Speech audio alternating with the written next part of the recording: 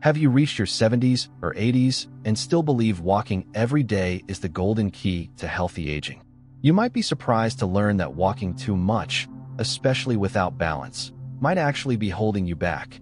Yes, even something as simple and seemingly harmless as a walk could be silently draining your energy, damaging your joints, and increasing your risk of falls. You still think walking is the safest choice? Let me tell you this before it's too late. In over 10 years working with older adults, I've seen something powerful. People don't grow weaker because of age. They grow weaker because they didn't adapt. Take Margaret, one of my clients at 76. She was walking 5 miles a day, thinking it was helping her. But her knees were in constant pain. The truth? Her body needed a different kind of movement, not more movement. In today's video, I'll show you the 2 activities that turned everything around for her, and for thousands of other seniors like her. These aren't extreme workouts. They're smarter choices designed to match what your body actually needs now. If any part of this story resonates with you, if you felt fatigue after walking or noticed that your balance just isn't what it used to be, pause for a second and comment 1 below. You're not alone. And this video might be the turning point you've been waiting for. Don't forget to like this video and subscribe, not just for more health tips, but to stay strong, mobile, and independent at every stage of life. Now let's explore why walking, once your best friend, might no longer be enough. Here's what no one tells you about aging and movement after 70. Why walking may not be enough after 70, rewritten.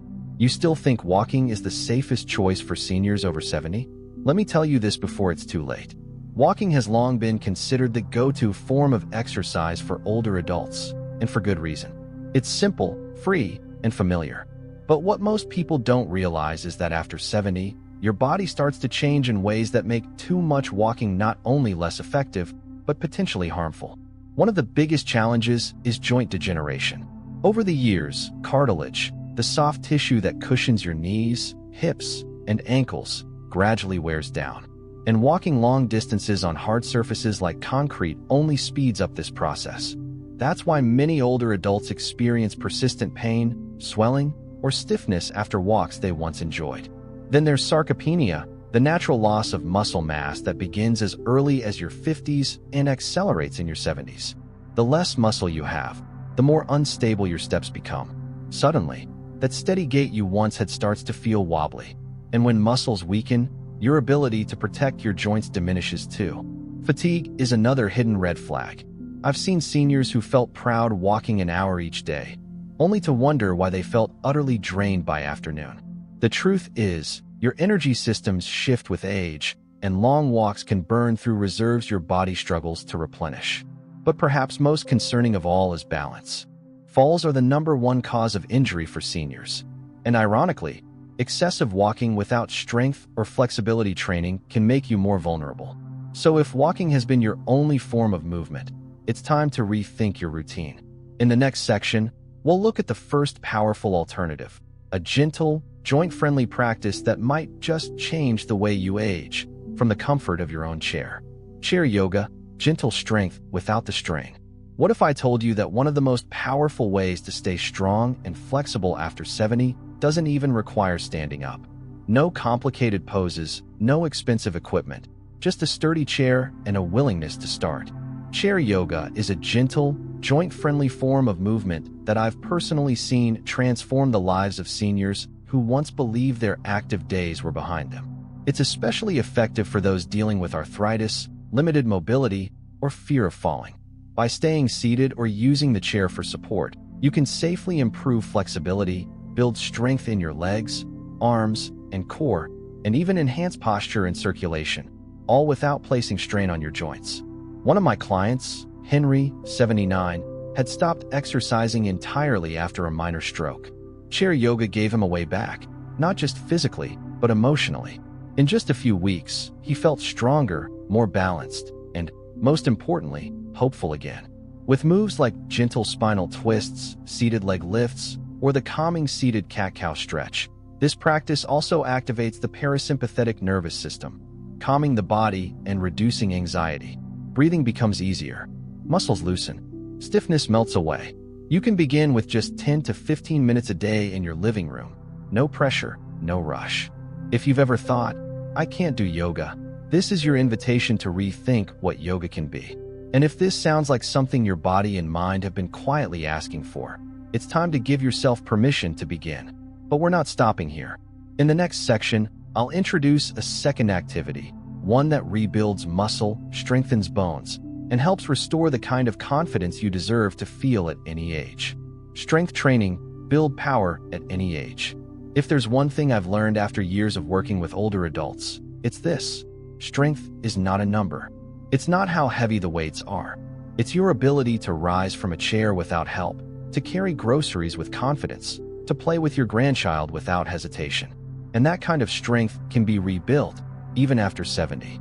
Strength training with light weights or resistance bands isn't about looking muscular. It's about maintaining your independence and protecting your health. As we age, we naturally lose muscle mass through a process called sarcopenia. Without intervention, this can lead to frailty, poor balance, and even loss of mobility. But the good news? It's reversible.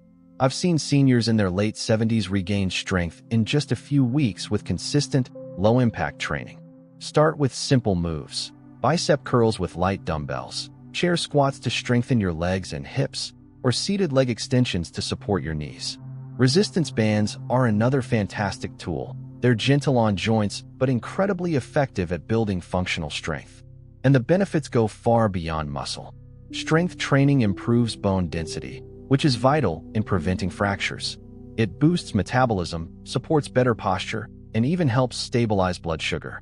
Most importantly, it brings back something no medication can: a sense of self-reliance. When you feel strong, you move differently. You stand taller. You trust your body again.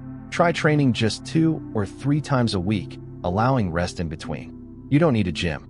You just need consistency and the belief that your strength isn't gone. It's simply waiting to be reawakened. In the final section, we'll explore how combining this with chair yoga creates a simple but powerful weekly routine to help you stay balanced, energized, and fully in control of your golden years. A simple weekly routine to stay strong and balanced. Now that you've discovered the benefits of chair yoga and strength training, the next step is to make them part of your weekly rhythm.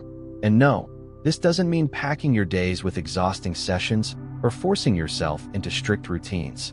What we need at this stage of life is structure that supports, not drains, our energy. Over the past 10 years, I've helped many seniors create personalized movement schedules that work with their bodies, not against them. The most effective routines always balance 3 essential elements: strength, flexibility, and rest. That's why I recommend alternating chair yoga and strength training, with rest or light walking in between. Here's a simple plan to start. Monday, chair yoga, 15 to 20 minutes. Tuesday, strength training, 20 to 30 minutes. Wednesday, rest or light stretching. Thursday, chair yoga again. Friday, strength training. Saturday, gentle chair yoga. And Sunday, complete rest or a quiet nature walk. This structure allows your muscles to recover while keeping your joints fluid and your mind engaged. You're not just moving, you're building momentum. You might be surprised how just 20 minutes a day can help you feel more mobile, more balanced, and even more mentally clear. And don't worry if you miss a day. Progress in your 70s and 80s isn't about perfection. It's about consistency. The goal isn't to train like you're 25. It's to live every day with strength, grace, and independence. In our final message, I'll share the most powerful mindset shift that changed the way thousands of older adults I've worked with view aging, and how you can carry it into the rest of your life. If there's one truth I've learned from working with older adults for over a decade, it's this: growing older doesn't mean giving up your strength, it means rediscovering it differently. You don't need to chase youth.